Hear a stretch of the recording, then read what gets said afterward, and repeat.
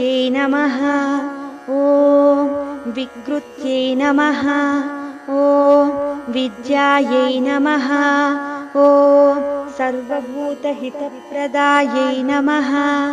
ॐ श्रद्धायै नमः। ॐ विभूत्यै नमः। ॐ सुरभ्यै नमः। ॐ परमात्मिकायै नमः। ॐ वाचे नमः।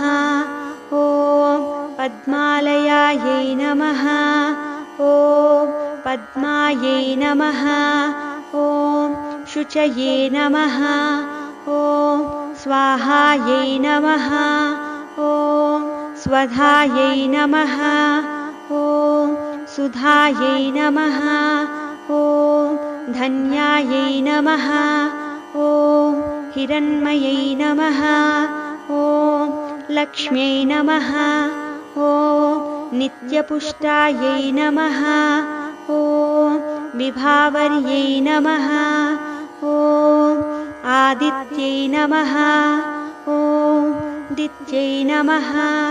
ॐ दीप्तायै नमः। ॐ वसुधायै नमः। ॐ वसुधारिण्यै नमः। ॐ कमलायै नमः।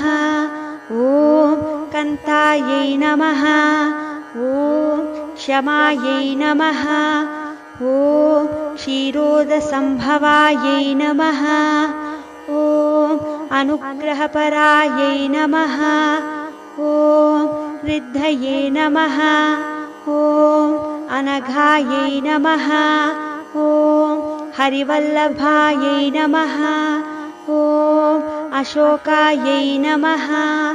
ॐ अमृतायै नमः। ॐ दीप्तायै नमः। ॐ लोकशोकविनाशिन्यै नमः। ॐ धर्मनिलयायै नमः। ॐ करुणायै नमः। ॐ लोकमात्रे नमः। ॐ पद्मप्रियायै नमः। ॐ पद्महस्तायै नमः। ॐ पद्माक्ष्यै नमः। ॐ पद्मसुन्दर्यै नमः। ॐ पद्मोद्भवायै नमः। ॐ पद्ममुख्यै नमः। ॐ पद्मनाभप्रियायै नमः। ॐ रमायै नमः। ॐ पद्ममालाधरायै नमः। ॐ देव्यै नमः। ॐ पद्मिन्यै नमः। ॐ पुण्यगन्धायै नमः। ॐ सुप्रसन्नायै नमः। ॐ प्रसादाभिमुख्यै नमः। ॐ प्रभायै नमः। ॐ चन्द्रवदनायै नमः। ॐ चन्द्रायै नमः। ॐ चन्द्रसहोदर्यै नमः। ॐ चतुर्भुजायै नमः। ॐ चन्द्ररूपायै नमः। ॐ इन्दिरायै नमः। ॐ इन्दुशीतलायै नमः। ॐ आह्लादजनन्यै नमः। ॐ पुष्ट्यै नमः। ॐ शिवायै नमः। ॐ शिवकर्त्यै नमः। ॐ सत्यै नमः। ॐ विमलायै नमः। ॐ विश्वजनन्यै नमः। ॐ पुष्टये नमः।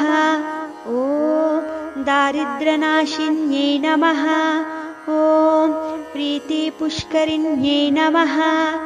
ॐ शान्तायै नमः। ॐ शुक्लमाल्याम्बरायै नमः। ॐ श्रियै नमः।